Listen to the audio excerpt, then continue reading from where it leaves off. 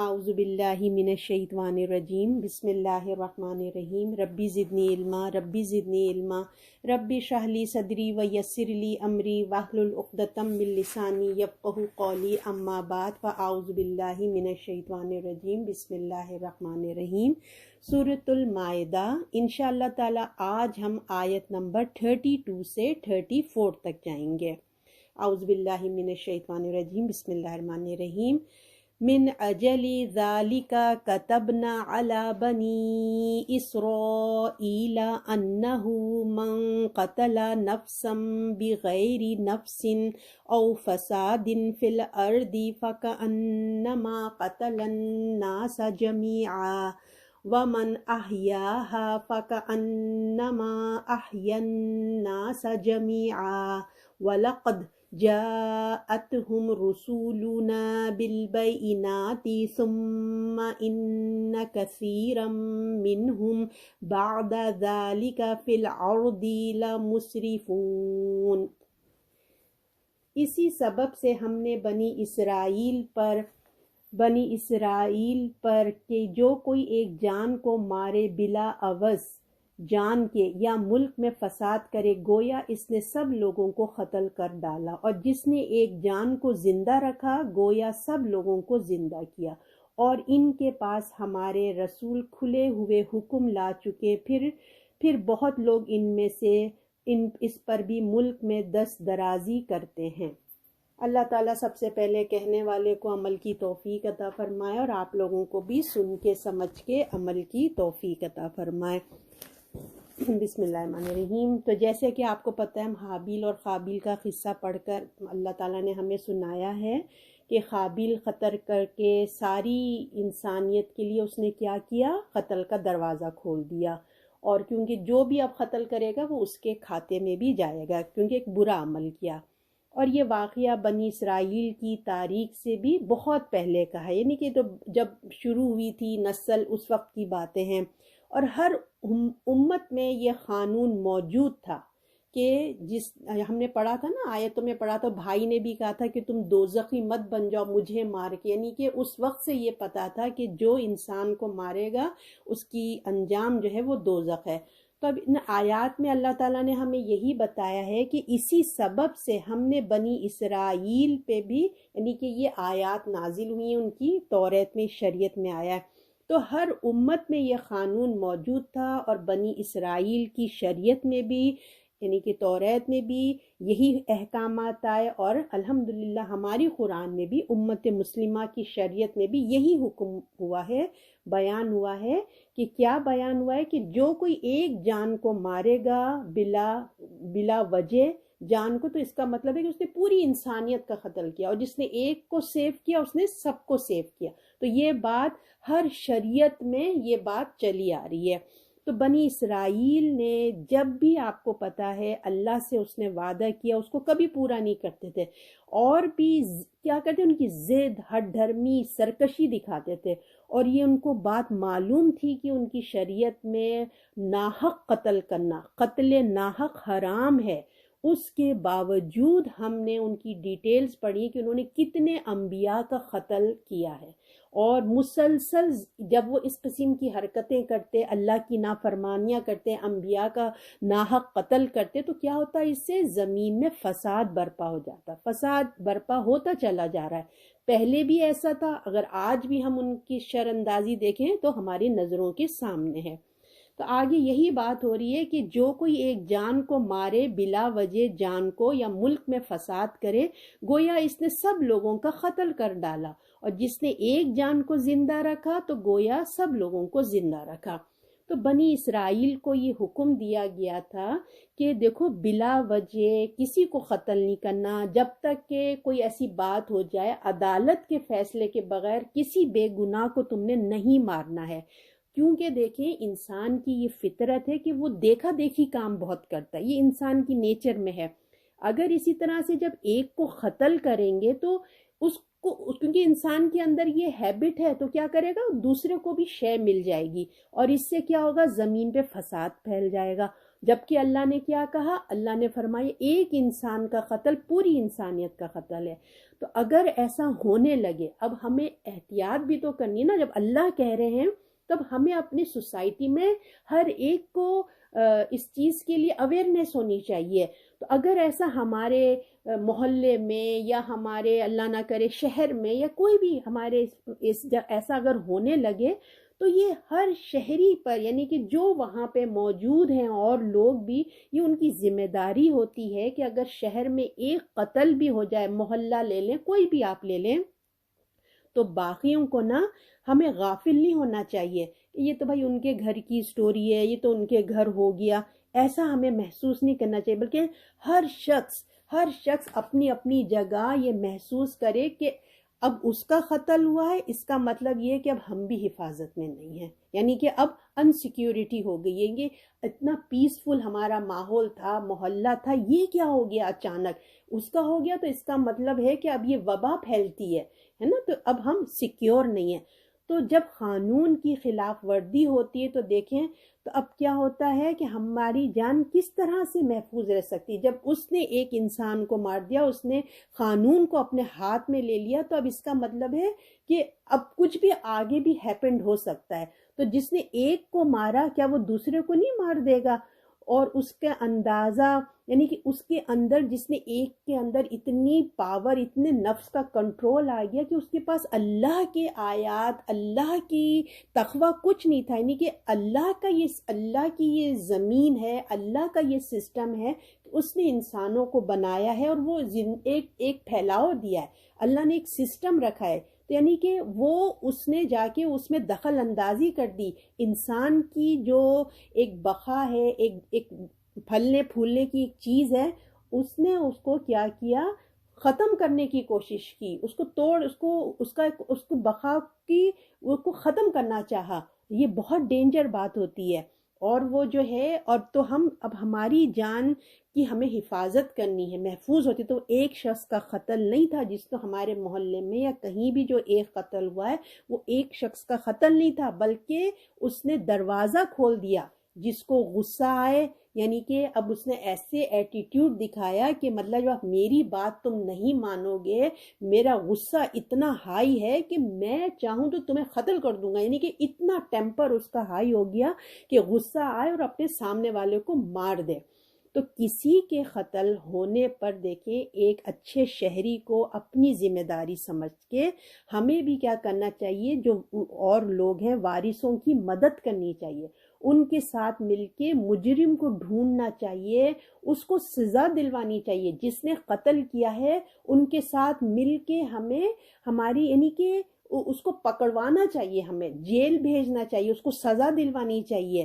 اس سے ہماری حفاظت ہے، ان کی تو ہے ہی ہے، ہماری بھی حفاظت ہے۔ یہ صرف وارثوں کا کام نہیں ہے، یہ ٹیم ورک ہونا چاہیے ایک ہمارے اس میں نا، کیونکہ دیکھیں اس کا ایک قتل کیا ہے، بلکہ سب کا قتل ہے۔ اللہ نے کہہ دیا ایک کا مطلب ہے سب تم لوگوں کی باریاں آ سکتی، تو لہٰذا وہیں پہ تم اس کو روک دو۔ اور انسانوں کو دیکھیے، انسانوں سے ہمدردی ہونی چاہیے ہمارے، اگر کسی ایسے حالات میں ہم کسی کو دیکھیں نا کہ کوئی مار پیٹ ہو رہی ہے کہیں، تو ہمیں کیا اس کی مدد کرنی چاہیے۔ کسی کو بھی مشکل میں دیکھیں، اس کی ہمیں مدد کرنی چاہیے، یہ نہ دیکھیں کہ یہ اپنا ہے یا غیر ہے۔ کوئی بھی ہم دیکھتے ہیں، یہی شروع ہوتا ہے نا، شیطان ایسی ہی شروع کرتا ہے کہ مار پیٹ، غصہ، اور ایک زور سے لگ گیا تو بیچارہ وہیں مر جاتا ہے۔ تو ہمیں ان کے درمیان صلح صفائی کرا دینا چاہیے، ٹھنڈک ڈال دینی چاہیے۔ ہم اگر دیکھیں بچوں کی اسکولوں میں بھی دو جوان بچوں میں لڑائی جھگڑا ہو جاتا ہے، سب ایک جھمکٹا لگا کے سب دیکھ رہے ہوتے ہیں، ایسا نہیں کرنا چاہیے، ان کو فوراً کام ڈاؤن کر دینا چاہیے، کیونکہ نو ونڈر شیطان کیا کر دے، ٹھیک ہے۔ تو جو مظلوم کی مدد کرے گا نا، وہ صرف ایک کی مدد نہیں کرے گا، بلکہ کیا کرے گا؟ وہ اپنے آپ، اپنی نسل کی ہیلپ ہوتی ہے، صرف میری حفاظت نہیں ہوگی، میری نسلوں تک حفاظت ہوگی کہ اس نے ایک شر کو کنٹرول کیا، تمام انسانیت کی مدد کرے گا وہ، اگر کسی کو وہ بچا لیتا ہے۔ اور دیکھیں قاتل کے حق میں جھوٹی گواہی بھی نہیں دینی چاہیے. جس نے قتل کیا ہے، لوگ ہوتے ہیں نا اپنے لوگ ہیں، رشوت لے کے، پیسہ لے کے یا ڈر کے جو ہے نا گواہی چھپا لیتے ہیں، نہیں دیتے. تو اگر اس نے قتل ہوتے ہوئے دیکھا ہے تو عدالت میں جا کے بتائے، ڈرے نہیں. دیکھیں موت تو ایک دن آنی ہے، لیکن اگر نہیں بتائے گا تو جس نے قتل کیا ہے وہ اس کے جرم کو اس نے کیا کر دیا، پناہ دے دی، اس کو سیو کر دیا، ایک قاتل کو سیو کر دیا. اگر جرم کو چھپا لیا اس نے صرف اس آدمی کو نہیں بچایا، دیکھیں اس نے اس کی گواہی چھپا کے صرف اس کو نہیں بچایا، بلکہ کیا کیا ہے، اس نے انسانیت کی قتل کا دروازہ کھول دیا، یعنی کہ اس کے گناہ کو چھپا کے اس نے ایک کھلی فضا دے دی. تو کیونکہ ایک کا قتل سب کا قتل ہے، تو وہ سب سے پہلے دیکھیں جس نے یہ گواہی کو چھپایا ہے نا، اس کی خاطر پیسہ لے کے جس قسم سے بھی ڈر کر اس نے جو چھپا لیا، تو سب سے پہلے جو مصیبت میں ہے نا وہی ہے جس نے چھپائی ہے نا گواہی، جس نے چھپایا سب سے زیادہ وہی ٹربل میں آئے گا، کیونکہ اس کو پتا ہے اس کا راز اس کے پیٹ میں ہے نا، وہ مجرم ہے. تو جب بھی چاہے گا، جس نے پہلے ایک آدمی کو قتل کیا وہ دوسرے کو بھی اس کو بھی قتل کر دے گا. وہ کہے گا کہ اس کو تو یہ تو میرے قتل کا گواہ تھا، اس کو تو میرا راز معلوم ہے، اس کو ختم کر دو ورنہ کبھی بھی جا کے یہ عدالت میں بول دے گا میں مصیبت میں آ جاؤں گا. تو اس نے جو گواہی چھپائی تو اس نے اپنے آپ کو اس کو نہیں بچایا، بلکہ سب کے لیے مصیبت اس نے کر دی. تو اللہ نے قرآن میں فرمایا ہے کہ اے ایمان والو، قصاص میں زندگی ہے، یعنی کہ بدلہ، یعنی کہ بتاؤ زندگی کا، جس نے مارا ہے اس کو بتاؤ. تو جو جان بوجھ کر کسی کو قتل کرتا ہے اس کے لیے اللہ نے کہہ دیا کہ ہمیشہ کی جہنم ہے. شرک کرنے کے بعد جو سب سے بڑا گناہ ہے نا وہ کیا ہے، کسی کا قتل کرنا. کیونکہ دیکھیے اللہ نے انسان کو پیدا کیا، اللہ کی مخلوق ہے نا انسان، اور پھر اللہ تعالیٰ نے ایک سسٹم کے تحت مہلت زندگی دی ہے، اس نے ٹائم دیا ہے، وہ اس کا مالک ہے. انسان کا مالک کون ہے؟ اللہ ہے. اور ایک انسان، ایک عام انسان، وہ کون ہوتا ہے اللہ کی دی ہوئی زندگی کو کسی کو دوسرے کو زبردستی چھین لے، اس کو مار دے؟ یہ اس کا اختیار نہیں ہے، وہ اس کا مالک نہیں تھا. مالک اللہ ہے، اللہ کی مرضی ہے، وہ جب چاہے اپنے بندے کو موت دے دے. ہم انسانوں کا کام نہیں ہے. یہ بہت بڑا جرم ہے کسی سے کسی کی زندگی لے لی جائے. اللہ کے فیصلوں کے بیچ میں اس نے، اللہ کے جو سسٹم ہے اس نے کیا کیا ہے، گڑبڑ پیدا کی، تو اللہ کا بڑا مجرم ہو جاتا ہوا ہے. اس لیے فرمایا گیا کہ جس نے ایک کو زندہ رکھا تو گویا سب لوگوں کو زندہ رکھا.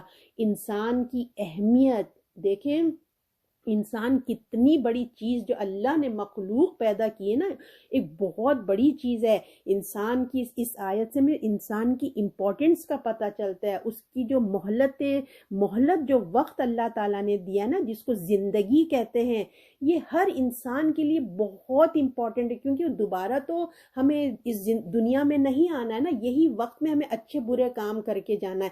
اگر کوئی اس کی زندگی چھین لے، مہلت چھین لے، تو یہ ظلم ہوا نا اس کے ساتھ.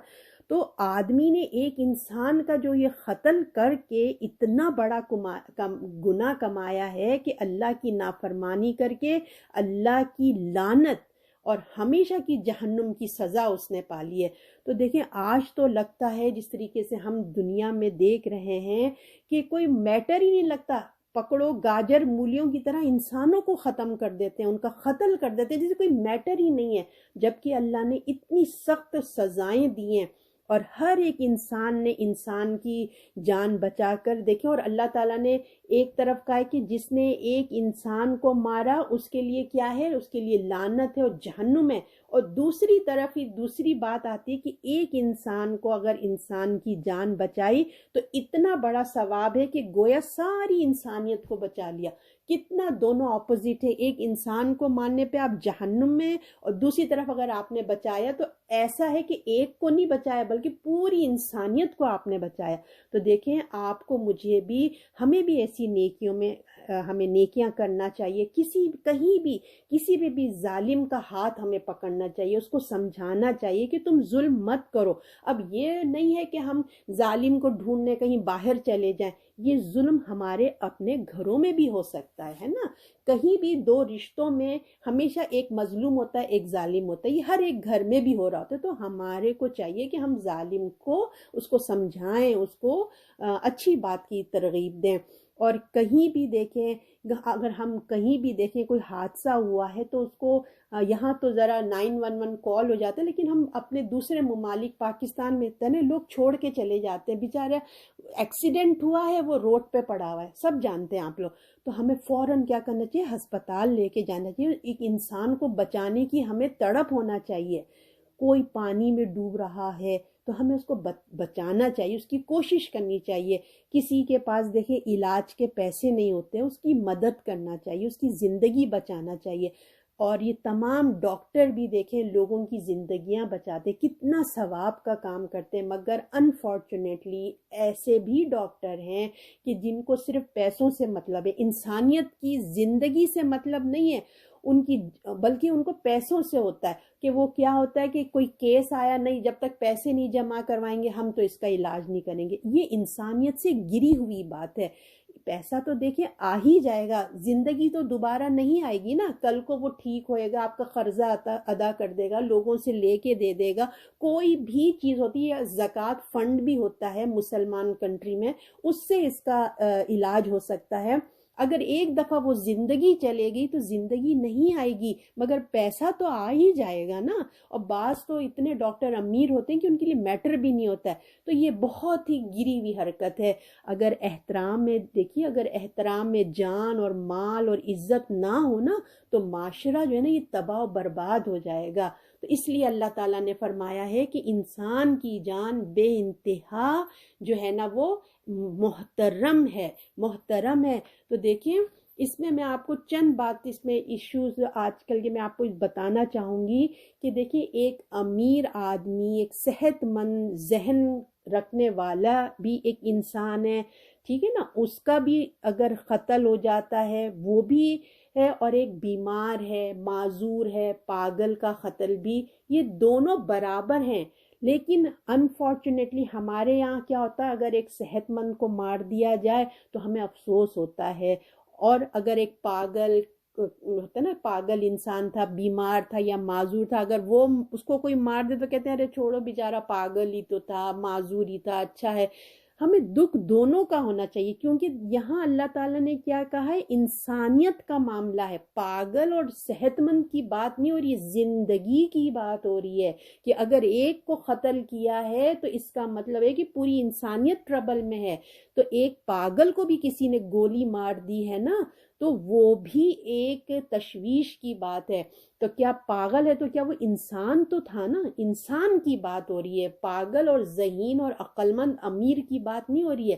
اللہ کی مخلوق ہے، اس نے بنایا ہے، بات انسان کی جان کی، جس کی حرمت اللہ تعالیٰ یہاں بتا رہے ہیں۔ اس طرح دیکھیں کوئی ضعیف ہو گیا ہوتا ہے نا، آج کل کے بہت آپ نے سنا ہو گیا کہ ایک بہت بوڑھا آدمی ہو گیا ہے، اس کی بیماری ایسی ہے کہ وہ ٹھیک نہیں ہو سکتا، تو آج کل کیا ہو گیا، وہ کوئی دوائیاں کہتے ہیں دوائی دے کے ان کو ختم ہی کر دو، ان کو زندہ رہنے کی کیا ضرورت ہے۔ تو یہ آپ اور میں یہ فیصلہ نہیں کر سکتے کہ ہم اس کی جان لے لیں، ٹھیک ہے نا، یہ اللہ کا جب حکم ہوگا تبھی اس کی روح آئے گی کنٹرول میں۔ اور اسی طرح ایک اور بھی چیز جو آج کل ہوتا ہے کہ جیسے پتہ چل جاتا ہے الٹرا ساؤنڈ سے کہ جو ماں کے پیٹ میں جو بچہ ہے وہ نارمل نہیں ہوگا، وہ ایب نارمل پیدا ہوگا، تو ڈاکٹرز مشورہ دیتے ہیں یا گھر والے مشورہ دیتے ہیں کہ اس بچے کو ایبارشن کرا لو، پیٹ میں ہی مار دو نا۔ تو دیکھیں یہ سب جو ہے نا یہ ہم نہیں کر سکتے۔ اسی طرح کیا ہوگا، ڈاکٹر اور ماں دونوں قاتل بن جاتے ہیں۔ اگر آپ دیکھیں یہ اس کو نیو ٹیکنالوجی بول دیں گے نا، آپ کے پتہ ہی چل گیا، پہلے سے لوگ کہتے ہیں بھئی اس پہلے سے ہی پتہ چل گیا، کیا ضرورت ہے اس کو دنیا میں لانے کی۔ ہم خود سوچیں اگر یہ ٹیکنالوجی نہیں آتی، یہ بچہ پیدا ہو جاتا، اگر بعض دفعہ ٹیکنالوجی بھی نہیں پتہ پاتی، بچہ جب بورن ہو جاتا ہے تو پتہ چلتا ہے کہ یہ تو بچے میں کچھ نہ کچھ ایب نارملٹی ہے، تو ہم اس کو مار تو نہیں دیتے نا وہ بچے کو۔ تو اسی طرح اندر بھی ہمارا حق نہیں کہ ہم مار دیں، لیکن یہ ایک سسٹم چل پڑا ہے کہ اس بچے کو مار دو، جبکہ ماں کو اس کی اہمیت بتانا چاہیے، نیکی کا اجر بتانا چاہیے، ہے نا، تاکہ موٹیویٹ کریں کہ بھائی جب اللہ نے ایک جان دے دی ہے اس کو اللہ کے حوالے کرو، اللہ تمہیں صحت مند بھی دے سکتا تھا، اب یہ تم ایک نیکی کا موقع ہے۔ جب اللہ انسانوں کے لیے دنیا میں آئے ہیں تو اس کے بہانے تمہیں جنت میں جانے کے لیے تمہیں اللہ نے ایک ذریعہ بنایا ہے، تم اس کی خدمت سے تم جنت میں چلے جائیں گے، کیا پتہ تمہارے ساتھ کیا ہونے والا ہے، نہ کہ یہ کہ ہم ان کو مار دیں۔ تو انسان کی جان کی بات ہے، یہاں پہ صحت مند بیمار کی بات نہیں ہو رہی ہے، یہ اللہ کی حکم کی بات ہے۔ اللہ نے یہ نہیں کہا کہ تم جو ہے اگر صحت مند ہے تو تم جو اس کو رکھ لو، اگر تم بیمار ہیں تو تم اس کو نکال دو، ایسی بات اللہ تعالیٰ نے نہیں کی۔ اللہ تعالیٰ نے ہمیں کہا ہے کہ انسان کی جان کی حرمت کرو۔ اب آگے آیت میں بتا جاتا ہے اور ان کے پاس ہمارے رسول کھلے ہوئے حکم لا چکے ہیں، پھر بہت لوگ ان میں سے اس پر بھی ملک میں دست درازی کرتے ہیں۔ اللہ تعالیٰ فرما رہے ہیں اللہ نے صرف یہ بات جو انسان کی بقا یعنی کہ انسان کی زندگی کی بات ہماری فطرت میں بھی اللہ نے ڈالی ہے، صرف فطرت میں نہیں ڈالی کہ لوگ کل کو یہ ایکسکیوز کریں کہ اللہ ہمیں تو سمجھ ہی نہیں آئی تھی، او ہم تو سمجھ نہ سکے تھے، بلکہ اس کے لیے اللہ نے انتظامات بھی کیے ہیں۔ اللہ نے اس کام کے لیے اپنے نبی کو بھیجا ہے، پہ در پہ نبی آئے ہیں، اپنی کتابیں بھیجی ہیں، ان میں تمام آیتیں لکھی۔ دیکھیں آج آپ اور میں بھی پڑھ رہے ہیں نا، یہی آیات پڑھ رہے ہیں، یہ اللہ نے بھیجا ہے۔ انسان کی جان کی حرمت یہ صرف ہماری نفسوں میں یا ہماری فطرت میں نہیں ڈالی کہ ہمیں نہیں کرنا چاہیے، بلکہ کتابوں میں آ گیا اور انبیاء نے آ کے ہمیں بتایا ہے۔ انسان کی جان کی مال کی عزت کرو، اس کی حرمت ہے، اس کی عزت کرو، محترم ہے، کھول کھول کر بیان کیا ہے اللہ تعالیٰ نے۔ پھر بھی دیکھیں کیا ہوا آگے، اللہ تعالیٰ پڑھتے ہیں پھر بھی تم لوگوں میں سے ہو، اس میں ملک میں دست درازی کرتے پھرتے ہو، مگر پھر بھی اکثریت زمین میں فساد پھیلانے والی ہے۔ اتنا سارا انتظام اللہ نے کیا ان کے لیے، اس لیے کیا کہ لوگ جرم سے باز آ جائیں، انسان کی حرمت، انسان کی جان کی حرمت کی قدر کریں، زمین میں امن و امان رہے۔ مگر ان سب کے باوجود اگر کوئی خود جہنم کی طرف جانا چاہتا ہے، دیکھیں شریعت بات یہیں سے شروع ہوئی تھی نا کہ بنی اسرائیل کی شریعت میں بھی یہ لکھا ہوا تھا، مگر انہوں نے کیا کیا، انبیاؤں کو قتل کر دیا۔ تو یہی آج بھی ہو رہا ہے، ہماری امت مسلمہ بھی جو علماء جو حق بات کہنے اٹھتا ہے اس کو ختم کر دو، یہ کوئی بات ہی نہیں ہے، مطلب کوئی بات ہی نہیں۔ اللہ تعالیٰ بار بار کہہ رہے ہیں میں نے اس کے لیے کتنا اہتمام کیا ہے، مگر پھر بھی اتنا سب کچھ کرنے کے باوجود بھی انبیاء کو بھیجا، تمہاری فطرت میں ڈالا، تمہیں حابیل قابیل کا سبق سکھایا، کہانی سنائی تمہیں، اور پھر تمہیں انبیاء بھیجے۔ اگر تم ان سب کے باوجود بھی اگر تم خود ہی جہنم کی طرف جانا چاہتے ہو تو کیا کیا جا سکتا ہے؟ اللہ تو نہیں چاہ رہا نا، اللہ نے تو بڑے انتظامات کیے، مگر تم ہی ہو، تم ہی انسانوں کے قتل کر رہے ہو۔ تو ایسے لوگ کون ہیں؟ حد سے گزر جانے والے، ظلم فساد کر رہے ہیں، دنگا فساد کر رہے ہیں، معاشرے میں ایک دہشت گری کر رہے ہیں۔ اللہ کسی پر ظلم نہیں کرتا، دیکھیں اللہ کسی پہ ظلم نہیں کرتا، لوگ خود شیطان کی پیروی کرتے ہیں۔ اللہ نے تو منع کیا تھا لیکن تم خود شیطان کی پیروی میں پیچھے پیچھے چلے گئے، اور اپنے جیسے لوگ سب گروپ مل کے ایک دوسرے کے لیے کیا کرتے ہیں، جال بچھاتے ہیں، سب اسی قسم کی شیطانی دماغ مل کے دوسرے کی زندگیوں کو لے لیتے ہیں۔ تو اللہ نے بھی وعدہ کیا ہے جن اور انسانوں کو جہنم سے بھر دوں گا، یہ اللہ کا ظلم نہیں ہے، یاد رکھیے انسان کی اپنی چوائس ہے۔ اللہ نے تو بتا دیا لیکن تم نے یہ حرکتیں کی ہیں۔ اللہ نے انہیں آنکھیں دیں تاکہ وہ دیکھیں، دل و دماغ دیا سوچیں، غور و فکر کریں، کان دیے سنیں، اچھے برے کا فیصلہ کر سکیں، مگر ان لوگوں نے کیا کیا؟ کیونکہ انہوں نے ان چیزوں کو استعمال ہی نہیں کیا اور جانوروں سے بھی بدتر ہو گئے، اور انہوں نے اللہ کی دی ہوئی نعمتوں سے فائدہ نہیں اٹھایا، اور اللہ کے احکامات کو جانتے بوجھتے انہوں نے کیا پیٹ پیچھے ڈال دیا. تو اللہ تعالیٰ نے کیا کیا؟ وہ حد سے بڑھنے والے ہو گئے. لا مسرفون، وہ حد سے بڑھ گئے. ہر بات کو اللہ تعالیٰ کے انہوں نے پیٹ پیچھے ڈال دیا. تو ہمیں اس آیت سے کیا سبق ملا؟ کہ انسان کی جان کی بات ہو رہی ہے یہاں پہ. امیر، غریب، جوان، بچہ، صحت مند، بیمار نہیں، ایک انسان کی جان ہے، چاہے وہ کوئی بھی ہو. انسان کی جان کی حرمت ہے. اور دوسرا لیسن ہمیں یہ ملا کہ اللہ نے ہمارے لیے کتنے پیغمبر اور کتابیں بھیجی. اب پیغمبر نہیں آئیں گے، ہے نا، اب پیغمبروں کا سلسلہ ختم ہو گیا. تو جو لوگ پیغمبروں کا کام آگے بڑھاتے ہیں نا، ان کو لے کے آگے چلتے ہیں، ان کا کام بھی یہ کیا ہے؟ سمجھانا لوگوں کو، نیکی کا حکم دینا، برائی سے روکنا.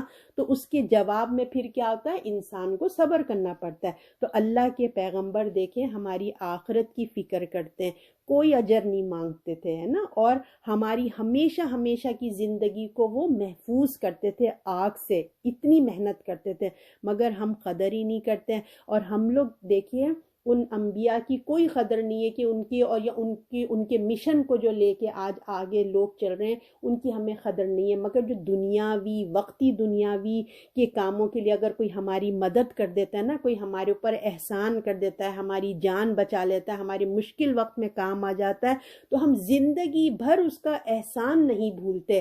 دل میں اس کے لیے نا ہم ایک سافٹ کارنر ہمارے ہوتا ہے، کیونکہ اس نے ہماری دنیاوی زندگی کی مدد کی تھی. جو ہمیں آخرت سے بچا رہا ہے اس کا احسان ہم ایسی لے لیتے ہیں، وہ کیا ہے. لیکن جو دنیاوی چیزوں کے لیے ہم اس کی شکر گزاری محسوس کرتے ہیں. جبکہ اللہ تعالیٰ نے دیکھیے سورہ عصر میں کیا فرمایا ہے کہ جنت میں جانے کے لیے 4 شرائط اللہ نے بتائیں: ایمان، عمل اور حق بات کہو اور صبر کرو. تو اس میں سے دیکھیں 2 تو آسان ہیں، ایمان لاؤ، نیک عمل کرو. یہ تو ٹھنڈے ٹھنڈے ہیں کہ آپ ایمان لے آؤ، تسبیحاں پڑھو، قرآن پڑھو، نمازیں پڑھو، نفل روزے رکھو اور حج پہ حج اور عمرے پہ عمرے کرو. ایزی ہے نا، کوئی آپ کے معاملے میں انٹرفیئر نہیں کر رہا. اب 2 مشکل کام ہے. بتاؤ ہے نا، جب تم نے حق بات کہنے کے لیے اٹھو گے تو آف کورس لوگ آپ سے ناراض ہو جائیں گے، لوگ آپ کے دشمن بن جائیں گے. تو آپ نے صبر کرنا ہے. اور یہ 4 چیزیں ضروری ہیں ہمیں جنت میں جانے کے لیے. ہم لوگ صرف خوش فہمی میں مبتلا ہوتے ہیں، نماز، قرآن، عمرے پہ عمرے کر کے ہم سمجھ رہے ہیں ہم بہت عبادت گزار ہیں. یہ 2 شرطیں ہم نے پوری کرنی ہیں، تبھی معاشرے میں جا کے پیس آئے گا اور لوگوں کی جان، مال، عزت سب جو ہے نا حفاظت میں رہے گی. ہم لوگوں کی جان تو نہیں لیتے ہیں، اللہ کا شکر ہے، مگر محفل میں لوگوں کے سامنے ان کو انسلٹ کر کے رکھ دیتے ہیں اتنی بری طریقے سے. اس چیز کا بھی ہمیں ذرا خیال کرنا چاہیے کہ جان کی حرمت ہے تو اس کی عزت کی بھی حرمت ہے. تو اللہ تعالی ہمیں ان کے احکامات پہ ہمیں عمل کرنے والا بنائے. آیت نمبر 33 ہے، اللہ تعالیٰ فرما رہے ہیں یہ سزائیں ہیں ان کی جو لڑائی کرتے ہیں اللہ سے اور اس کے رسول سے اور دوڑتے ہیں ملک میں فساد کرنے کے لیے کہ قتل کیا جائے یا سولی چڑھا دیا جائے یا کاٹے جائیں ان کے ہاتھ پاؤں مخالف جانب سے، یہ دور کر دیے جائیں اس جگہ سے.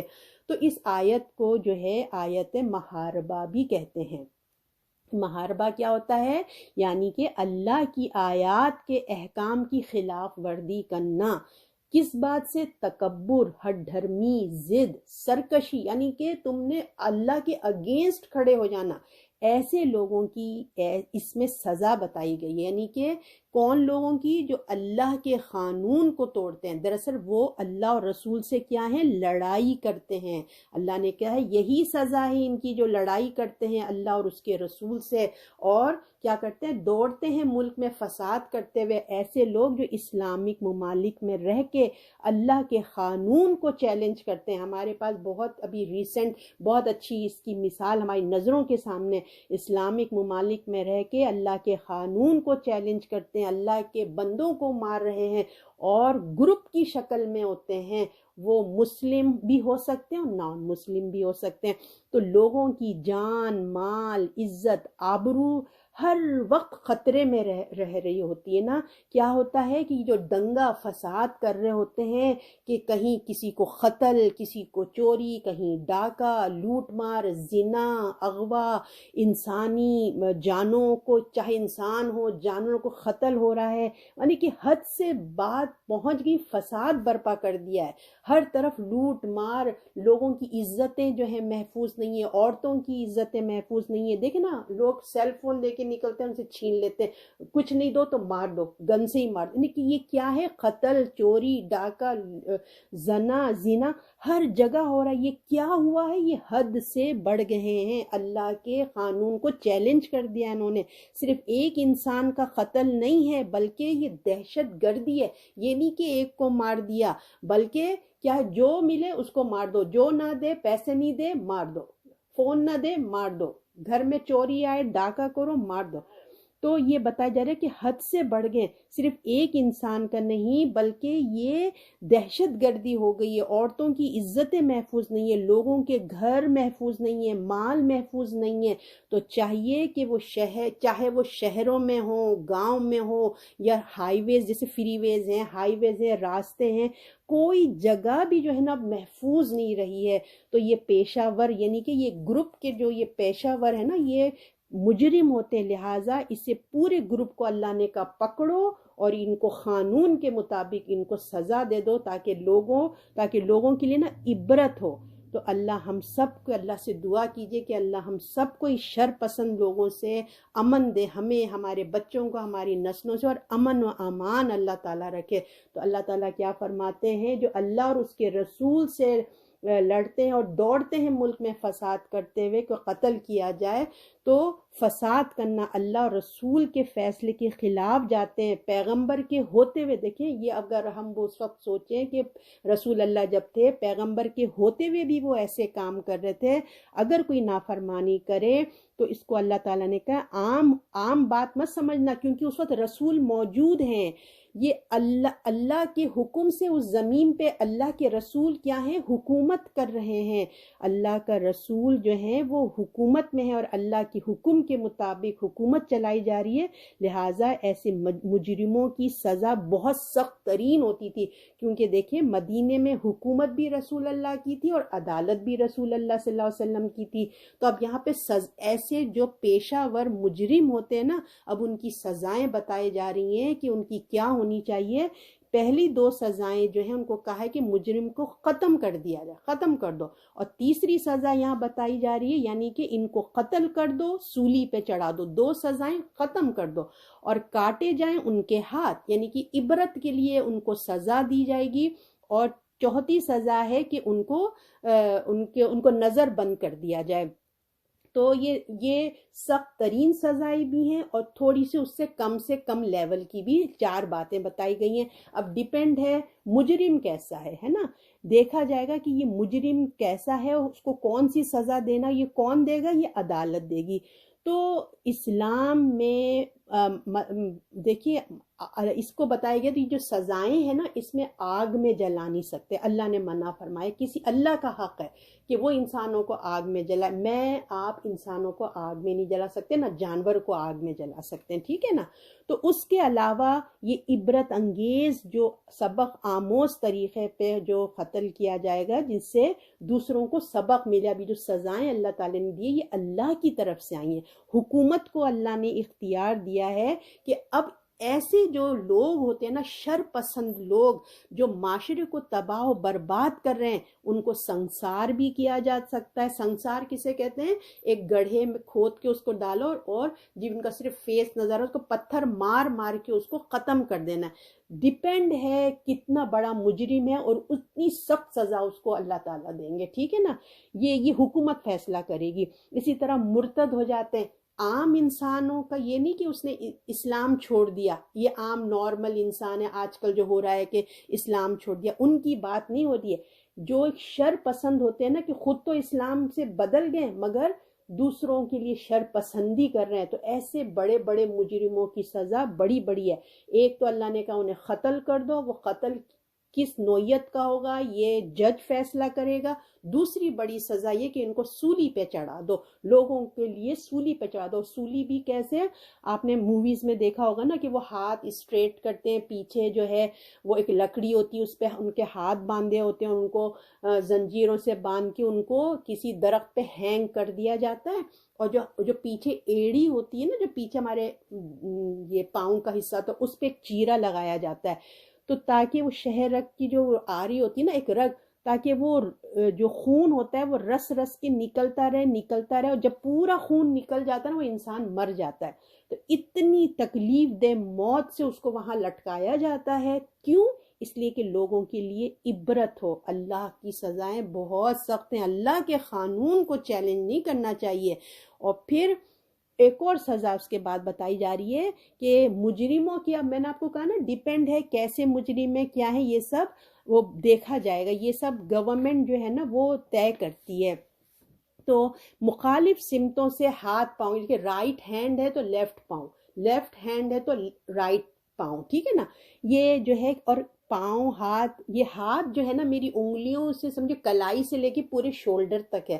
اب یہ کیسے کاٹا جائے گا؟ پاؤں پورے تل جو ہوتے نا ٹپس سے لے کے یہ پاؤں اب کس طرح سے ہوگا، یہ سب جو ہے نا یہ عدالت فیصلہ کرے گی کہ کس طریقے سے کاٹنا ہے۔ تو ان لوگوں کے لیے ایسی عبرت بنا دیا جائے، ان لوگوں کے لیے جہاں جہاں وہ زندہ رہیں گے، اور یقیناً اپنے شاپنگ میں بھی جائیں گے، کہیں بھی جائیں گے، چلتے پھرتے رہیں گے نا، جب وہ لوگ دیکھیں گے نا کہ ارے یہ جو رائٹ ہینڈ کٹا ہے، لیفٹ پاؤں کٹا، تو اس کا مطلب ہے کہ یہ سزا والے لوگ ہیں، ان کو سزا ملی ہوئی ہے، یہ عبرت کے لوگ ہیں۔ جب وہ دنیا میں چلتے پھرتے رہیں گے تو لوگوں کے لیے ایک عبرت ہے، وہ لوگوں کے لیے عبرت ہے، اور اگر جہاں سے گزریں گے لوگ ان سے لیسن لیں گے۔ اور پھر جو ایک اور جلا وطن کی ہے، تو یعنی کہ دور کہیں جا کے نظر بند کر دیا جائے۔ تو یہ سارے فیصلے جو ہے نا وہ کون کرے گا؟ عدالت کرے گی، میں اور آپ نہیں کریں گے، تمام ثبوت کے ساتھ، تمام ثبوت، یعنی کہ بلا وجہ، اللہ نے کہا نا کہ بلا وجہ کسی کو نہیں پکڑ کے قتل کر دینا، تمام ثبوت کے ساتھ عدالت جو ہے وہ جج فیصلہ کرے گا کیسا جرم ہے اور کیا سزا دینی چاہیے۔ اور آپ دیکھیں تاکہ عبرت ہو، تاکہ ملک میں عبرت ہو، ملک میں امن آ جائے، اسلام نے سخت سے سخت سزائیں بھی بتائی ہیں اور ہلکی سے ہلکی سزائیں بھی بتائی ہیں۔ اور دیکھیے جو یہ نظر بند، آج کل لوگ کہتے ہیں کہ بڑی بڑی سولی اور قتل کر دینا، سنسار، بہت ہارڈ سزائیں ہیں، ایسی نہیں ہونی چاہیے، ان کو عمر قید کر دو، ان کو جیل میں بند کر دو۔ یہ لوگوں نے جو اپنی اپنی فلسفہ کیا ہے نا، تو دیکھیں جو عمر قید کریں یا جیل میں بند کریں، ان کا کوئی جاننے والا آ جائے گا، پیسے دے کے کچھ سفارشیں کر کے اس کو جیل سے نکال کے لے جائے گا۔ اللہ کی جو سزائیں ہیں نا وہ اللہ ہی بہتر جانتا ہے۔ تو جو سخت سے سزا ہے، میں نے آپ سے کہا نا سخت سزا ہے، نرم بھی سزا ہے، حکومت کو اختیار ہے کہ وہ مجرم کے حالات دیکھے گا، اس کی عمر ہے، ایک ٹین ایجز ہے، اور اس کے حالات کیسے تھے، ہے نا، اور کس زمانے میں رہ رہا ہے، کیا ماحول میں اس نے گرون اپ کیا ہے۔ یہ نہیں کہ بیچارے کو ایک گناہ گار ماحول میں اس نے اگر کوئی غلط کام کیا تو اس کو اتنی بڑی سزا دے دے۔ تمام چیزیں جو ہے نا وہ عدالت دیکھتی ہے کہ بچے کی عمر کیا ہے، کن حالات میں یہ گرون اپ ہوا ہے، کس ماحول میں رہ رہا ہے، کون سے زمانے میں رہ رہا ہے، سب دیکھ کر سزا دی جاتی ہے۔ اس کی کوئی تعلیم و تربیت بھی ہوئی ہے کہ نہیں ہے، یا بیچارے کی کوئی تربیت، مجرم، ہر چیز کو دیکھ کے نا یہ فیصلہ ہوگا۔ فار ایگزامپل اگر قحط کا موسم ہے، قحط ہوا ہوا کوئی چوری کرتا ہے تو آپ اس کے ہاتھ تو نہیں کاٹ دیں گے نا، کیونکہ وہ ایک مجبور ہو گیا۔ اسی طرح حالات دیکھا جائے گا، ٹھیک ہے۔ ایسے لوگوں کو سزا دیتے ہوئے سرکشی کا جرم تو کسی کے دل میں، دیکھیے جب اللہ تعالیٰ کی سزائیں دی جا رہی ہوتی ہیں نا، بڑی بڑی سزائیں، تو کسی کے دل میں، میرے آپ کے دل میں نرمی نہیں آنا چاہیے۔ یہ اللہ کا حکم ہے، اللہ کا حکم ہے جب ایک گروپ کو سزا دی جا رہی ہو، بڑی بڑی سزائیں، زنا ہے اور سب طرح کی جو سزائیں دی جاتی ہیں، تو ایک گروہ کھڑا ہو دیکھنے کے لیے تاکہ عبرت ہو۔ تو غلطیاں ہو جانا دیکھیں الگ چیز ہے، سرکشی کرنا بہت بڑا جرم ہے۔ غلطیاں تو ہو جاتی ہیں مگر سرکشی نہیں کرنی چاہیے۔ تو اب یہاں پہ یہی بتایا جا رہا ہے کہ یہ ان کے لیے رسوائی ہے دنیا میں بھی، اور ان کے بیچ آخرت کے لیے بڑا عذاب ہے۔ تو تو لوگ دیکھیں کتنے آج کل کے زمانے میں یہ سزائیں نہیں ہوتی ہیں تو ظلم بڑھتا چلا جا رہا ہے۔ اللہ کی دی ہوئی سزائیں حق ہے، اس سے لوگوں کے اندر کیا ہوتا ہے، ایک ڈر پیدا ہوتا ہے۔ جس نے انسان کو دیکھیے پیدا کیا وہی بہتر جانتا ہے نا کہ دنیا کا امن کس طرح سے قائم ہو سکتا ہے۔ ایک کی سزا ہوتی ہے، ہزاروں کی اصلاح ہو جاتی ہے۔ تو دنیا کی اگر سزا مل بھی جائے نا، اگر یہ تمام سزائیں مل بھی گئیں تو دیکھیں جس کا نقصان ہوا ہے، جس کا اس نے قتل کیا ہے، جس کے لیے بھی کیا، اس کا تو پورا نہیں ہوتا نا، اس کا پھر وہ آخرت میں بھی اللہ نے کہا اس کی رسوائی ہے، اور دنیا میں بھی اگر بچ گیا، آخرت میں اس کے لیے بڑا عذاب ہے اور سزا ملے گی۔ دنیا میں بھی رسوائی ہوگی، اگر دنیا میں سزا مل گئی لوگوں کے سامنے بھی رسوائی، اور آخرت میں بھی رسوائی ہے، اور آخرت میں بھی رسوا ہوگا۔ تو لہٰذا اللہ تعالیٰ کی جو سزائیں ہیں وہ سزائیں ہیں۔ اب آیت نمبر 34 یہ لاسٹ ہے، مگر جنہوں نے توبہ کر لی اس سے پہلے کہ قابو پاؤ ان پر، بس جان لو کہ اللہ بخشنے والا مہربان ہے۔ اب یہ بتایا جا رہے ہیں جو لوگ سرکشی فساد چھوڑ دیں، یعنی کہ ایک گروپ ہے، اس نے کہا کہ ہم نے غلطی کیا، ہمیں نہیں کرنا چاہیے، ان لوگوں نے کسی کی چوری کی ہے تو اس سے پہلے کہ پولیس آ کے ان کو پکڑے یا پکڑے جائیں، وہ خود ہی انہوں نے اپنے آپ کی اصلاح کر لی اور جا کے انہوں نے لوگوں کا سامان واپس کر دیا کہ یہ ہم نے آپ کی چوری کی تھی، یہ آپ لے لیں اور ہمیں معاف کر دیں۔ اگر وقت سے پہلے اگر انہوں نے چھوڑ لیا اور توبہ کر لی تو اللہ تعالیٰ کہتے ہیں ایسے لوگوں کو اگر خود اپنے آپ کو قانون کے حوالے کر رہے ہیں کہ بھی جا کے کہہ رہے ہیں کہ ہم نے غلطی کی ہے، تو ایسے لوگوں کو اللہ معاف کرتا ہے۔ پھر گورنمنٹ کو بھی چاہیے، قانون کو بھی چاہیے کہ ان کی سزا میں کمی ہو، یعنی کہ ایک پیشہ ورا ان کی سزا اور ان کی سزا جو اپنی غلطی کو ایکسیپٹ کر کے خود اپنے آپ کو قانون کے آگے جھکا لیتے ہیں، تو اب جو جج ہے اس کے پاس وہ جب آ جاتے ہیں تو اس کو عام مجرموں والی سزا ہوگی، یہ والی بڑی بڑی سزائیں نہیں ملے گی بلکہ عام ہوگی، کیونکہ اس نے اپنی اصلاح کر لی۔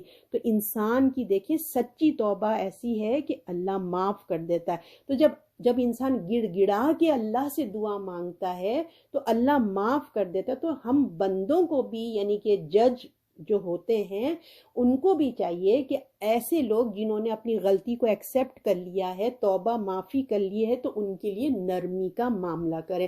تو یہی اسٹائل ہوگا آخرت میں بھی کہ جو سچی توبہ کر لے گا، سرکشی نہیں کرے گا، ہم انسان ہیں، غلطیاں ہوتی ہیں، مگر ہم ہٹ دھرمی نہ کریں تو اللہ انشاءاللہ ہم پہ رحم کریں گے۔ لیکن جو سرکشی کے ساتھ جائے گا آخرت میں تو اللہ تعالیٰ پھر اس کے لیے بہت سخت، اس کے لیے جو ہے اللہ تعالیٰ نا اس سے پیش آئیں گے۔ تو اللہ تعالیٰ آپ کو، مجھے، ہم سب کو جو ہے نا اپنی حفاظت میں رکھے۔ میں آپ لوگوں کو ایک چیز بس آپ لوگوں کی نالج کے لیے ایک بتا دیتی ہوں۔ دیکھیں جو سزائیں ہمیں بتائی گئی تھی نا 3 طرح کی ہوتی ہیں۔ ایک تو ہوتی ہے کہ حد لگ جانا، یعنی کہ اللہ کی طرف سے وہ حد لگائی جاتی ہے، حدود جسے کہتے ہیں نا، اسلامی شریعت میں ہے۔ خاص جرائم پر اللہ نے اس کو مقرر کر دیا۔ سورہ نور میں آپ نے پڑھا ہے کہ قرآن میں زنا کی سزا ہے نا، کوڑے لگے جائیں گے۔ کسی نے پاک دامن عورت پہ زنا کی تہمت لگائی ہے، اس پہ سزا ہے۔ چوری ڈاکے پہ، جیسے ابھی ہم نے پڑھا ہے دہشت گردی ہے، وہ ہے۔ اور اس طرح صحابہ نے اجماع کیا ہے کہ شراب پہ بھی 40 کوڑے یا 80 کوڑے، یہ صحابہ کا اجماع ہے۔ تو یہ کون دے گا؟ یہ حکومت سزا دے گی۔ جرم ثابت ہونے کے بعد یہ حکومت، حدود اس کو کوئی بدل نہیں سکتا، اس حدود کو کوئی معاف نہیں کرا سکتا، یہ اللہ کی ہیں اور ہو کے رہے گا۔ خلوص سے جو توبہ کر لے، دنیا کی سزا تو دیکھیں اس کو ملے گی، آخرت میں اللہ اسے معاف کرے گا۔ دوسری چیز کیا ہے؟ قصاص۔ قصاص کسے کہتے ہیں؟ قتل کے بدلہ جو ہوتے ہیں نا، قتل ہوتا ہے یا پیسے لے لیتے ہیں، گھر والے قتل کا بدلہ قتل یا معاف کر دیں۔ زخم پہ بھی ہوتا ہے، جیسے قصاص ہوتا ہے، جان تو نہیں گئی مگر کسی نے کسی کی آنکھ تباہ ختم کر دی، ناک کاٹ دیا، ہاتھ کاٹ دیا، تو جس کو زخم لگایا گیا چاہے تو وہ اپنا بدلہ لے لے، معاف کر لے، پیسے لے لے، یہ سب عدالت میں ہوگا، قانون کی انڈر میں۔ اور تیسری چیز یہ ہوتی ہے تعزیر، یعنی کہ نہ کوئی حد ہے نہ کوئی قصاص ہے۔ حکومت وقت جو ہوتی ہے نا، عدالت اپنے ملک اور لوگوں کے حالات پر سزا دیتی ہے، وہ عدالت دیکھتی ہے کہ کیا حالات ہیں، کیا ہے، یہ اختیار عدالت کے پاس ہوتا ہے۔ تو ٹھیک ہے نا، یہ تمام باتیں تھیں، میں نے کہا آپ لوگوں کو یہ بتا دوں تاکہ آپ کو حدیں پڑھ رہے ہیں تو آپ لوگوں کو بھی جنرل نالج میں ہو کہ کیا چیز ہونی چاہیے۔ تو اللہ تعالیٰ آپ کو، مجھے جو کچھ بھی ہم نے پڑھا ہے، اللہ تعالیٰ ہمارے ملک میں، چاہے دنیا کے ہر ملک میں، اور ہمارے ملک میں، ہمارے ملک پاکستان میں امن قائم کرے۔ یہ جو دہشت گردی ہے نا، جو اللہ کے قانون کو چیلنج کرتے ہیں لوگ، اللہ ان ایسے لوگوں سے ہم کو، ہمارے بچوں کو، ہماری فیملیز کو اللہ حفاظت میں رکھے، ان شر پسندوں سے پروردگار۔ اور اللہ تعالیٰ ہمیں اپنی انسانوں کی جان، مال اور عزت کی ہمیں احترام کرنے والا بنا، ہماری نسلوں کو بھی، ہمارے بچوں کو بھی حفاظت میں رکھے۔